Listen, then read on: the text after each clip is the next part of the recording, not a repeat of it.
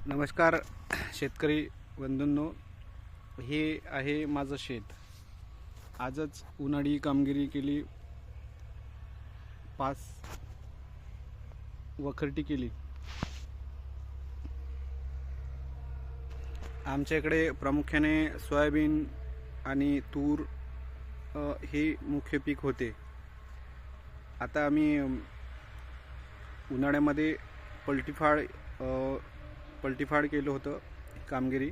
त्याच्यानंतर आता पाऊस येऊन गेला, तर आता पंजी ही कामगिरी केली. हे झाल्यानंतर आता हे जे राहिलेली ही काडीकुडी दिसते, थोडंफार कचरं हे वेचून घेतलं की शेत म्हणजे पाऊस आल्यानंतर पेरणीला तयार आहे असं समजल्या जाते. किंवा समजा पावसाचा खंड जर पडला, पाऊस आला आणि नंतर कमी पाऊस आला आणि गॅप दिला तर गवत निघून येते आणि एक वाई मारून नंतर मग पेरणी करू शकतो.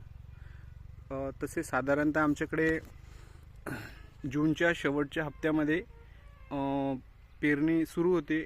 थोडं पाऊस म्हणजे दरवर्षी जूनमध्ये पेरणी व्हायला पाहिजे, पण जूनच्या शेवटच्या हप्त्यामध्ये ते जुलैचा पहिला हप्ता 10-15 तारखेपर्यंत अशी आमच्या भागात पेरणी चालते.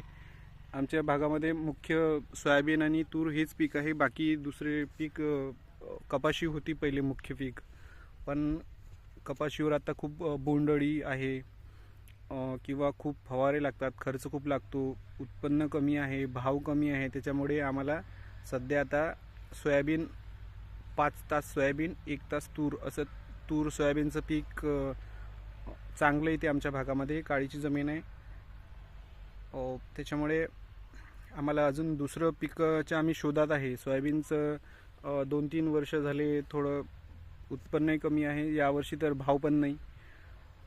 सोयाबीनला सध्या आता जून महिना सुरू झाला, सोयाबीनला 3500 ते 4000 रुपये भाव आहे आणि तुरीला 6200 ते 7000 असा भाव आहे, कमी जास्त असा.